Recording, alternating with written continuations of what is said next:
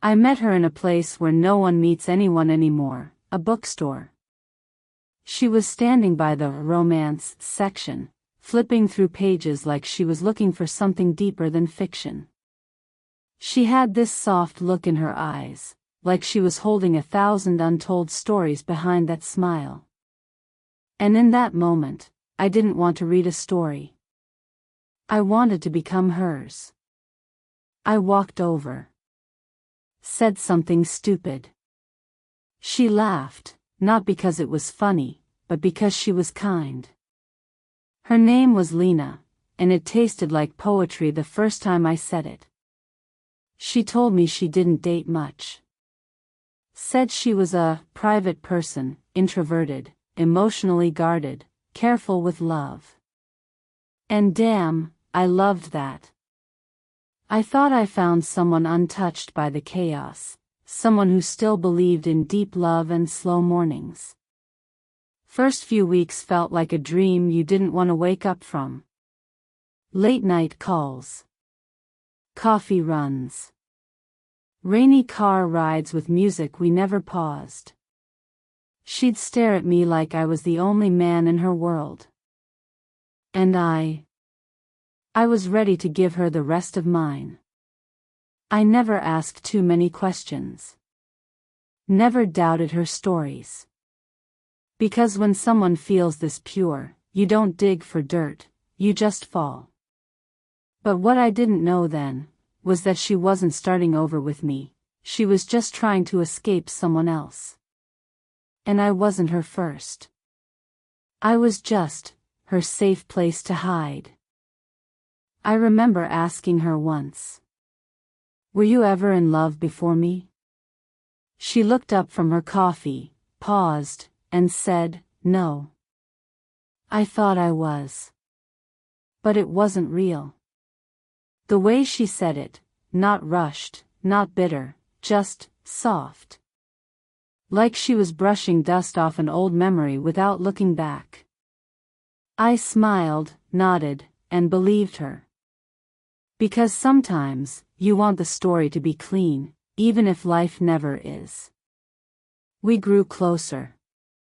Late night drives turned into late night stays. Our conversations drifted from favorite movies, to how we'd name our future kids. She'd curl up beside me on the couch, barefoot, hair tied, skin glowing under soft lamplight. And in those moments, she didn't feel like someone building a new chapter. She felt like someone who had burned the old book. But something was always off. Little things. She'd avoid questions about old friends. Wouldn't tag me in photos. Her phone? Always on silent, always screen down. I didn't question her. Because her kisses felt real. Her voice when she whispered, "I've never felt this safe before," felt like truth. But maybe it was just practice. Maybe she had said that to someone else, first. I didn't know it then, but I was loving her like she was new, while she was loving me like I was temporary. The day we got married, she looked breathtaking. No filters, no drama, just a soft white dress and eyes that made time slow down. I remember holding her hands at the altar, thinking, I won. She smiled through her vows. I meant every word of mine. She kissed me like she believed every one of hers. That night, we checked into a quiet, romantic resort. A fireplace. Red wine. She wore ivory silk that hugged her body like it was made just for this night. We were wrapped in warmth, skin, scent, whispers. Her lips said my name, her hands pulled me in like I was home. But sometime after midnight, while I held her in my arms, and the room faded into silence, she whispered something in her sleep. A name. Not mine. Caleb. Soft. Like a memory. I didn't move. Didn't breathe. Just lay there, holding her tighter than I should have. She kept sleeping. Who was Caleb? An old friend? A ghost? Or the man she thought about while marrying me? I could have shaken her awake. But I didn't. Because part of me was terrified. What if she said something worse? I stared at the ceiling until morning. And that was the first time I realized I might be sharing a bed with someone else's secret. A few days after the wedding, things felt normal. Maybe even beautiful. She danced barefoot in the kitchen while making pancakes, called me husband, with a smirk that made me melt. And for a moment, I believed everything was okay. But you know how truth doesn't scream? It whispers, in little things. Like how she always kept her phone face down. How her screen would light up, but she'd never rush to check. Like she already knew what the message said, or who it was from. That evening, she went to shower. She left her phone on the bed. Unlocked.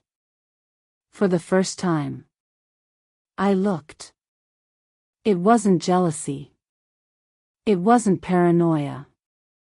It was something deeper. That voice inside me that said, "There's someone else in your marriage." And there it was. A message from a contact saved as AA Laundry. I opened it. And instantly, my stomach dropped. "I miss your lips. I still remember the scar on your hip. Does he even know how soft you get when you're scared?" There were dozens of messages.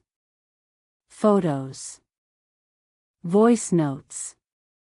All from months ago, and some just days before our wedding. AA Laundry? No. That was her way of hiding him, in plain sight. She said she started fresh with me. Changed everything. Deleted the past. But her phone remembered. Her fingers remembered. Her heart? Maybe it never really forgot. I stared at the screen. Still hearing the shower run. Still smelling her shampoo. Still loving the woman who was texting another man from the bed we made vows in. And in that moment, I realized I married her body, but her soul was already claimed. When she stepped out of the shower, her skin was still glistening, her smile still soft, as if nothing was broken. But in my hand was the weight of a truth too heavy to hide. Her phone was on the table. I had placed it back, screen down, just like she always did. She didn't know what I knew. Yet. That night, I didn't sleep. She curled up against me like she always did. Laid her head on my chest, and whispered, "I'm lucky you love me so deeply." The irony? She had no idea just how deeply I was falling into doubt. Next morning, I asked her, casually, gently, "Ever talked to anyone from before us?" She didn't blink. Didn't hesitate. She just said, "Of course not. Why would I?" And for the first time, her voice didn't sound like comfort. It sounded like practice. That night, I finally broke. I showed her the messages. The screenshots. The truth I wished wasn't real. She went silent. And then, she didn't cry. She didn't beg. She just said, "It wasn't cheating. I just never really ended it." Like that made it better. I stood there, heart split, hands shaking, voice gone. She added, "I thought I could love you both." But you made it too easy to fall for. Imagine hearing that. Imagine realizing you were someone's escape, not their choice. She kissed my shoulder before walking away that night. Like she still owned a part of me. And maybe she did. Because betrayal isn't just about lying. It's about kissing someone with a mouth that remembers someone else. I didn't plan to meet him.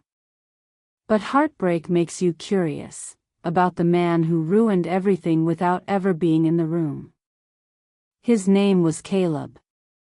I searched the number from the messages. Found his social media. And there he was, a man who didn't look better than me, but looked like someone who had known her longer. He wasn't hiding. He was just waiting to be found. I messaged him. Told him I was her husband. He didn't seem surprised. Didn't curse. Didn't defend himself. He just replied, she always wanted both lives. I just didn't think she'd marry someone while still loving me. We met in a quiet cafe, not the kind where fights break out. The kind where truth sounds louder than music. He was calm. Not arrogant, not defensive. Just a man who knew exactly what he meant to her. He said, she never stopped calling me. Not even the week of your wedding. She'd send me songs. Photos. The same ones you probably thought were just for you. I felt sick. Like I was looking at the mirror I never asked for. Then he leaned forward and said the one thing that killed me, she talks about you a lot, you know. Says you're good. Safe.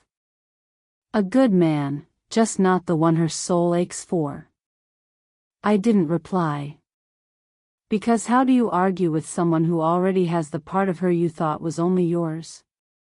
When I got up to leave, he didn't shake my hand. Just looked me in the eye and said, you're not her mistake. You were her soft place to land, until she was ready to fly back to me. And in that moment, I realized I wasn't fighting another man. I was fighting a ghost she never exorcised. I didn't pack much. Just the essentials. A few clothes. My headphones. And the wedding ring I had taken off the night before. She was asleep when I left. Peaceful. Beautiful. But no longer mine. I didn't leave a long message. Just a handwritten note, on the pillow where I once dreamed of forever. I thought I married you. But I was just keeping you warm until he came back. I hope your heart finds peace, because mine can't stay in pieces. And beside it, I placed the ring. Heavy with love. Hollow with meaning. I walked out of our apartment without a sound. No screaming. No crying. Because sometimes, silence isn't weakness. It's the sound of someone choosing themselves. She didn't chase me. Didn't call. Maybe she knew I had read the chapters one was never supposed to see. Maybe she was just relieved the lie had ended without blood. A week later, I got a message from her. One line. I never meant to hurt you. I just didn't know how to let go of him. I didn't reply. Because now I know. She was never mine to lose. Just borrowed from a story I didn't belong in. And love? It doesn't always die loudly. Sometimes, it just fades quietly, and leaves behind a bed that's too big for one person, and a memory that refuses to delete. So if you ask me what I learned from loving her, it's this: never fall for someone who still smells like their past. Because no matter how tightly you hold them, you'll always be holding someone else's ghost.